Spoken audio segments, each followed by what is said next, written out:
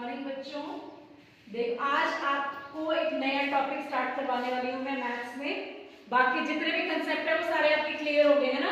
बढ़ते क्रम में लिखो, घटते क्रम में लिखो, अंकों में लिखो, शब्दों में लिखो, ये सब आपने कर लिया है ना। आज एक नया टॉपिक स्टार्ट करेंगे हम, फ्रैक्शन। उसको हिंदी में क्या बोलते हैं? भिन्न। क्या बोलते हैं? भिन्न। आपने देखा होगा कभी इस तरह का लिखा हुआ कुछ देखा होगा आपने, ऐसे 1/2। तो ये वाली जो लाइन होती है इसको क्या बोलते हैं? बटा 1/2। अब इसका 1/2 का मतलब क्या है वो आज समझेंगे हम। भिन्न का मतलब क्या है उसकी अवधारणा समझेंगे आज हम भिन्न की। ये देखो, ये जो सर्कल है पूरा दिख रहा है, इसको रोटी मान लो एक, ठीक है। ये क्या है? एक रोटी है हमारे पास। क्या है? पूरी रोटी है हमारे पास। ये क्या है? पूरी कोई मतलब होल है, पूरा सारा का सारा है, सारा, ठीक है।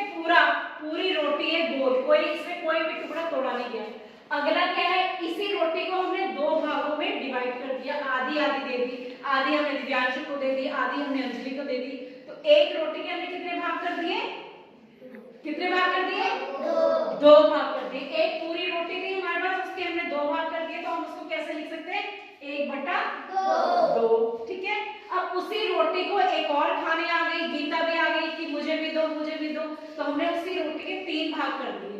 कितने भाग कर दिए? 3। 1 2 3। तो कैसे लिखेंगे हम इसको? 1/3। Very good. कैसे लिखेंगे? 1/3। तो इसको हम लिखेंगे 1/3।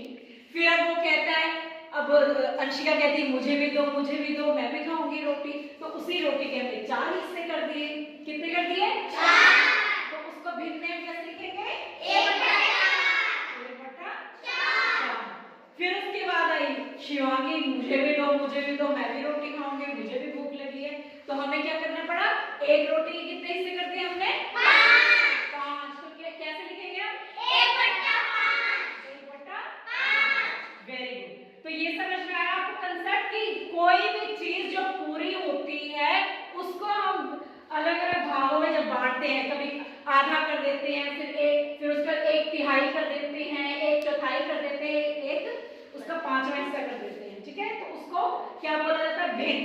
अब देखो, अब जैसे हमने लिखते हैं 1/3 जैसे ये लिखा हमने, तो ये वाली जो लाइन होती है, ये जो ऐसे लिखते हैं, ये वाली जो लाइन होती है इसको क्या बोलते हैं? इसको बोलते हैं विभाजक रेखा। क्या बोलते हैं? विभाजक रेखा। इसको हम बोलते हैं विभाजक रेखा। विभाजक रेखा। अब देखो, इस तरह का जो हमने लिखा है 1/2, 1/4, 1/5, अब ऊपर जो ऊपर वाला होता है उसको हम क्या बोलते हैं? अंश। क्या बोलते हैं? अंश। और नीचे वाले को क्या बोलते हैं? हल।